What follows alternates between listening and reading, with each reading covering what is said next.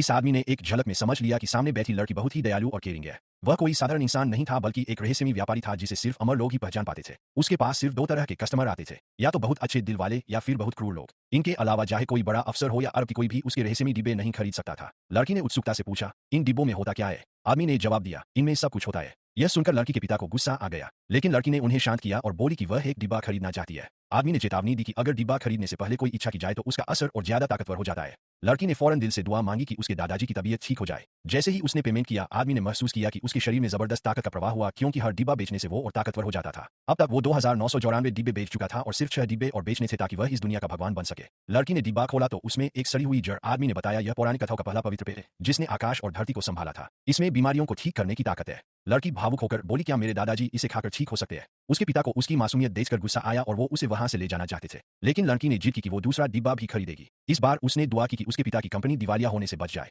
आदमी ने बताया कि दूसरे डिब्बे की कीमत 10,000 यूरो है। पिता भड़क गए और आदमी को क्या कहने लगे, मगर लड़की नहीं माने और उसने दूसरा डिब्बा भी खरीद लिया। आदमी ने फिर से अपने अंदर ताकत का प्रवाह महसूस किया और लड़की को उसकी इच्छा पूरी होती थी। पहले तो पिता को कुछ समझ नहीं आया, लेकिन फिर उन्होंने देखा कि डिब्बे में हाईटेक टेक्निकल फाइलें थी। सिर्फ एक प्रोजेक्ट से उनकी कंपनी न सिर्फ दिवालिया होने से बच सकती थी बल्कि तेजी से तरक्की भी कर सकती थी। मगर आदमी ने कहा कि लड़की की किस्मत तो बस नॉर्मल है, उसने अब तक कम वैल्यू वाली चीजें ही निकाली है। पिता हैरान रह गए।